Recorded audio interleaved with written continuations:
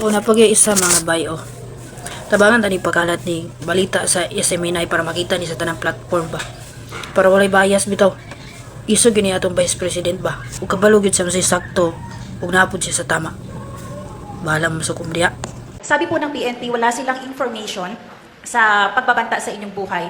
Inireport nyo lang po ba ito officially, ngunit nasabi nyo hindi ito pinansin ng mga kinauukulan?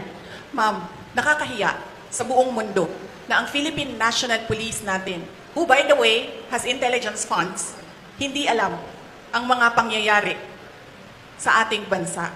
Nakakahiya na meron tayong police na hindi nila alam ang threats sa Vice President. Nakakahiya yan, ma'am. Huwag sila magsasalita ng ganyan kasi nagpapakita yan ng incompetence ng Philippine National Police.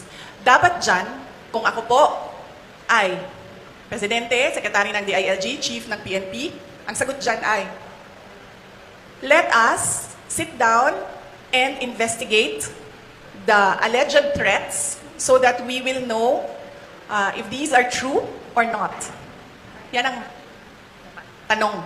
Ayan ang sagot dapat ng tamang tao. Pag yung tao na tama mag-isip, yan ang sinasagot dapat.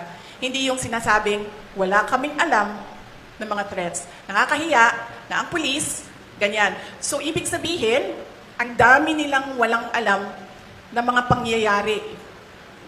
So, kaya pala, nagkanya-kanya na ang mga kriminal dahil walang alam ang kapulisan.